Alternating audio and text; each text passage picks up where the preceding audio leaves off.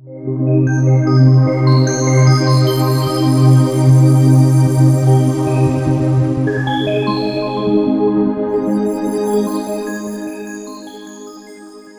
here's Michael Leander. I'm at the DMAI 2014 in New Delhi, India, and there's so many interesting Indian smart marketers here, but there are also a few internationally recognized and very accomplished people from the direct marketing and digital marketing space. And I happen to have one of those wonderful people with me right now. Her name is Luisa. She hails from the wonderful country, the beautiful country of South Africa.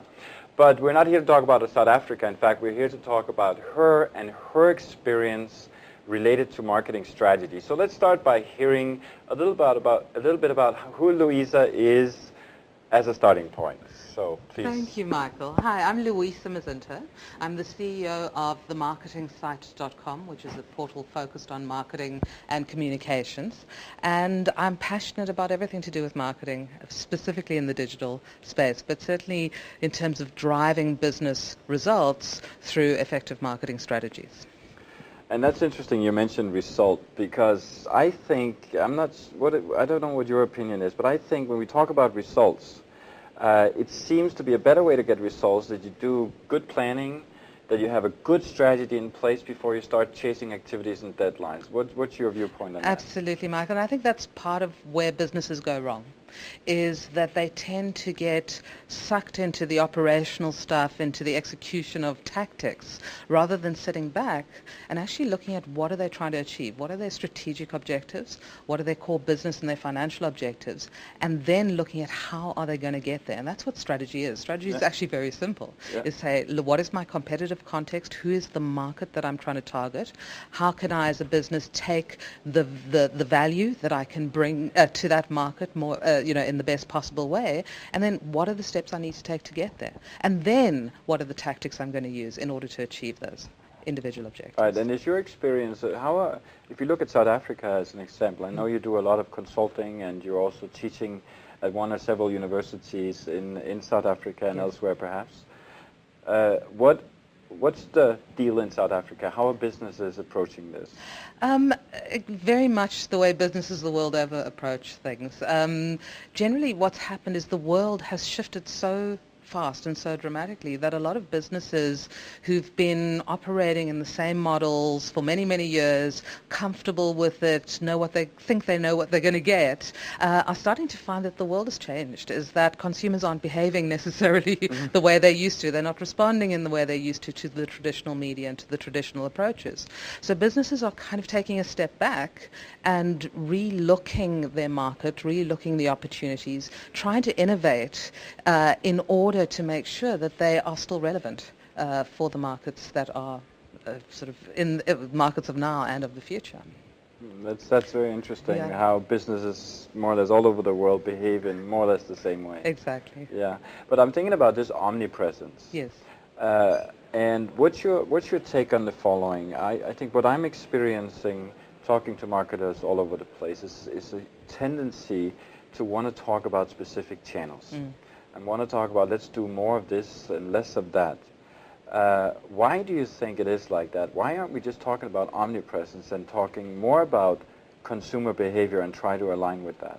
I think because that's what we're comfortable with. I think that's why we're doing it, because it's always worked for us in the past. You know, that's the sign of madness, is doing the same thing over and over again and expecting a different outcome. Yeah.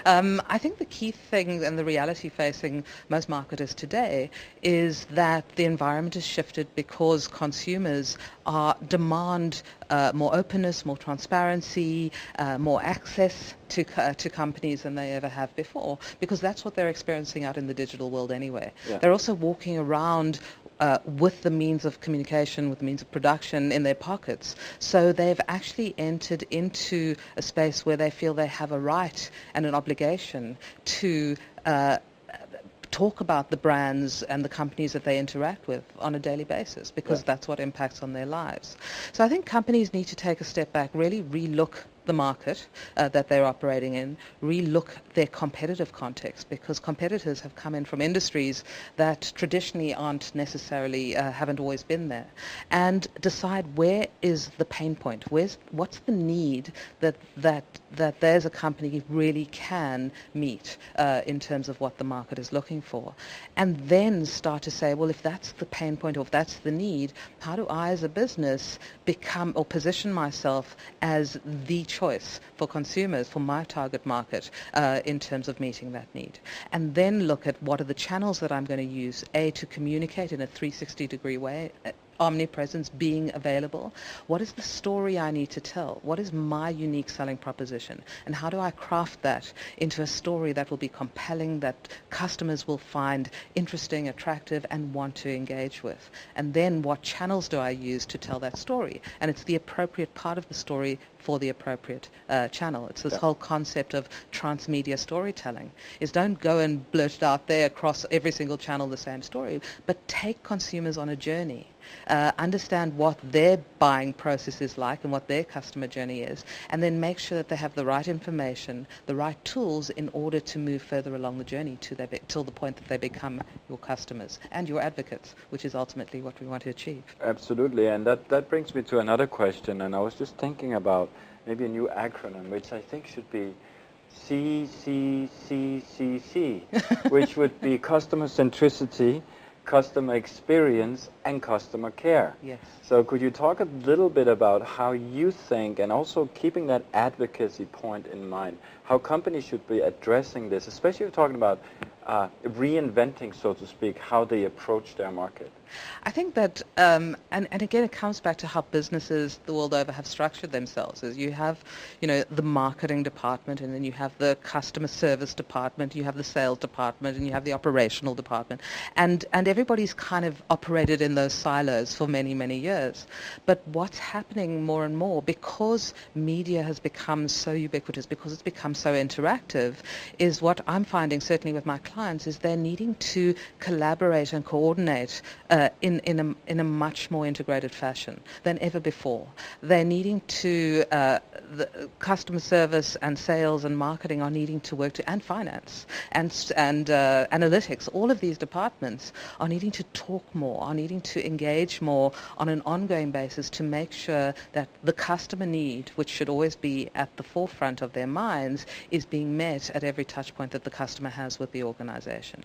So it's not just about different channels of marketing anymore. It's about different channels of experience for the customer at every single touch point that they have, and making sure that there's a consistent delivery, if not exceeding, of the customer expectation at every touch point that they have. That's very, very well said, and that, I think, would imply a complete change of organization potentially, a new set of skills for different types of people. And new metrics. And new metrics, not to mention. Yes, absolutely. Absolutely. So I had another question, because you talked about advocacy a moment ago, and I'm very happy that you brought that up, because a lot of people don't. People who should don't, in my experience. So if we look at advocacy and we look at how the traditional approach has been, especially for someone like you, coming with a direct marketing background, and we've looked at customer lifetime, some people look at the RFM model, some even actually apply it to a certain extent. But is there not a new component to this now that is not immediately trackable from a monetary point of view? So influence, likeliness of passing the message on, would they be component for evaluating advocacy today, or? Absolutely. I mean, I think that the digital world that we're living in allows us, for the very first time, to truly understand both what our customers are thinking and what they truly want. So in one of the sessions that I attended this morning at the conference, the speaker was saying that Google essentially gives us what the world wants through the search queries that they enter, and social media gives us a sense of what the world is actually doing and what they're thinking about the brands and the interactions. So if we're not out there listening, if we're not out there really trying to extract from all this massive data that is being created exactly what is relevant to our brand and to our business, and we talk about, we should have a role called the Chief Listening Officer, who literally all they do is focus on understanding shifting customer behavior patterns, shifting customer opinions and insights. Because if you really start listening, you'll pick out those pockets of influence. You'll start to see through social network analysis and various other tools that you can identify the key influences, and they might not be the influences of the past. Because essentially in the past, the broadcasters really influenced what we thought about what was happening in the world around us, because they were the only ones with the means of communication to actually get a message to a massive amount of people. Now we're all broadcasters. Now we all have differing levels of influence. So it's about using the tools that exist to understand who are the influencers. It's about building relationships with them, because we know that they'll be able to get the positive message and become our advocates and get that positive message out to the marketplace, so that we can actually work with and almost partner with those customers of ours who love and who trust and who believe in our brands. And I'd like to go just a little bit deeper here along the same line, because if you look at reputation, and there are different types of reputation score, and then you look at individuals, should companies be differentiating service based on the reputation of someone, irregardless of past spend? I think companies should be differentiating service based on value.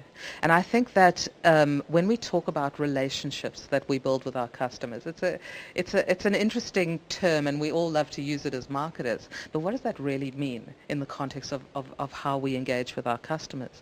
I think that ultimately what we want to do is we want to build relationships where there's a true exchange of value, where we are delivering value to the customers who want our services, and they are delivering value in return. It could be just in terms of giving us access to their data, access to their mind space in terms of hearing our messages, or the referral value that they bring to us by telling their friends and their colleagues. So I think it's more complex than just saying, should we be talking to sorry, I've gone lost. It's okay. It's okay. We can cut that. Maybe we can. Maybe we can. I don't know. Maybe this will go viral because. But it happens. I think that we need to relook the way we've done business in the past. I mean, we think we need to think differently about how we measure value. What does it mean for us to have an advocate who will go out into the market and who will talk positively about our brand? How do we reward that in a way that we inspire that advocate to continue to talk about our brand, about our service levels, etc.? So, yes.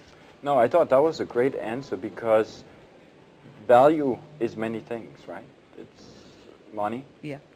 It's that time. Exchange, it's time. It's effort. Exactly. So if somebody is truly influential and is willing to pass the message on, perhaps without incentivizing that person, but still probably giving maybe more attention to that person? Well, I mean, incentive comes in various forms. Yes. So it doesn't have to be monetary incentive. Correct. It could be pure recognition. Yes. It could be involvement. It could be a deeper level of access into the DNA of the company, how things work, how we do things. It could be inspiring our customers to start creating stories with us. It could be fame. Yeah. There are all kinds of things that deliver value to customers that don't involve literally giving them a discount or any other form of monetary incentive. And that actually relates back to what you said earlier about consumers, or business buyers for that matter, wanting to partake at a different level with the individual brands. Are you familiar with Lego's story, where they invite enthusiasts to go to Billund, which is in Denmark, where Lego's headquarters is? Every year, I think it takes place, to help innovate Lego. Are you familiar with that? Yes, I've heard about the story, and I think it's incredible, and I think a lot more companies are realizing that customers want to be more engaged and Yeah. more involved in product design, in communication design, in the strategic direction of the company itself, because they feel so passionate. And the more you involve your customers in the process of co-creation, the more you involve them, the more of a sense of connectedness they feel with you, and the more relevant you become in their lives. That's right. I think we'll have to stop on that note. Thank you so much. And thank you so much for listening. If you are interested in knowing more about Luisa, there should be some links somewhere here that would point to her website and her LinkedIn profile. I forgot to mention in the introduction that Luisa, apart from teaching at universities, she's also a speaker. So if you'd be interested in having her at your event, you should contact her. And obviously also a consultant helping companies get this very, very difficult time we're in right for their brand and for their consumers. So here's Michael Leander signing out, thanking you for watching and wishing you a great day today and all the other days.